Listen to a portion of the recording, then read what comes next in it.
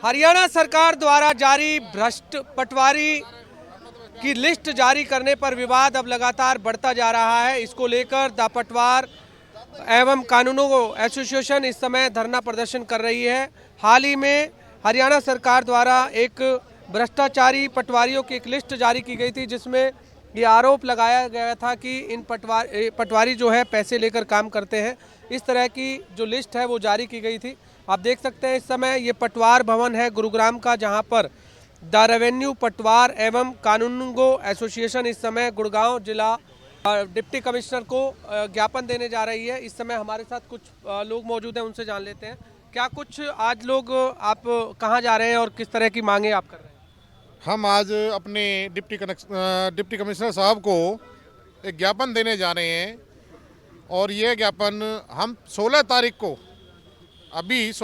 को सरकार ने एक असंवैधानिक तरीका से हमारे कुछ साथियों के नाम भ्रष्ट लिस्ट में जारी किए हैं, जो बिल्कुल भी सरासर गलत है, न्यायपूर्ण नहीं है, संविधान के बिल्कुल खिलाफ है। और आज हम सरकार को अवगत कराना चाहते हैं कि वो अपनी नीतियां, अपने काम करने का सिस्टम बदले।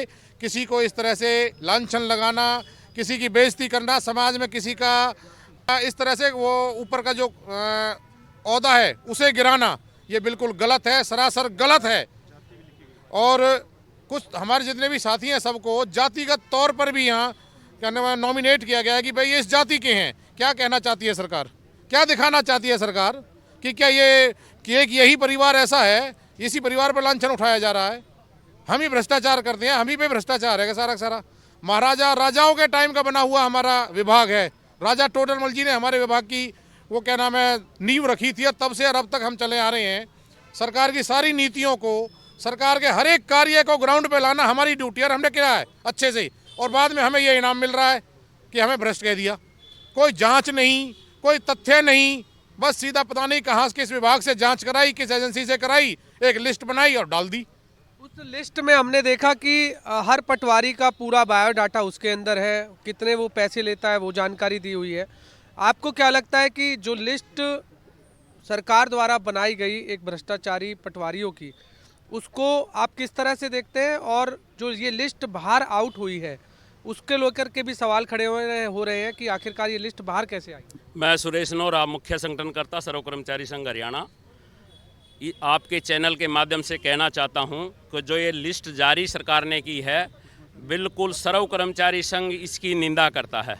जो असंवैधानिक है, जिसमें जातियों के जो नाम लिखे हुए हैं वो बिल्कुल गलत है। और आप देखिए, कोई जांच सरकार ने उनकी नहीं की, बिना जांच के दोषी ठहराना वो बिल्कुल गलत है।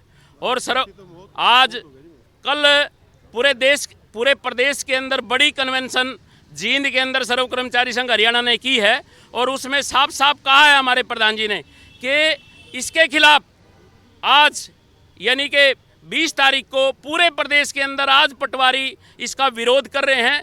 जो असंवैधानिक चीज़ें हैं उसका विरोध है साथियों ये, और सर्व कर्मचारी संघ आज पूरे प्रदेश में इसको सपोर्ट कर रहा है। किस तरह का विरोध जता रहे हैं आप? हम विरोध इस जो हमारी एक लिस्ट जारी कर दी गई बिना किसी इंक्वायरी के, बिना किसी जांच के, पता नहीं किस एजेंसी से लेके, जिसमें कोई किसी तरह की कोई शिकायत नहीं किसी पटवारी की, फिर भी इस तरह किसी पे भ्रष्टाचार का सीधा भ्रष्ट कह देना उसको, इसके विरोध स्वरूप आज हम हमारे स्टेट एसोसिएशन के उस पर अपना ज्ञापन दे रहे हैं। डी साहब को सब मानसिक तौर पे काफ़ी हतोत्साहित हैं, सबके परिवार में डिस्टर्बेंस हो गई है, सबकी एक तरह से सामाजिक बहिष्कार कर दिया है सरकार ने।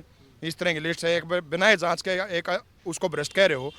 हाई कोर्ट के अधिवक्ता का भी ये बयान है कि जब तक कि कोई कोर्ट किसी को भ्रष्ट वो नहीं करती घोषित, कैसे भ्रष्ट कह दिया बिना किसी जांच के, बिना किए, पता नहीं किस एजेंसी है, कौन सी कहाँ से रिपोर्ट उठा के लिया है।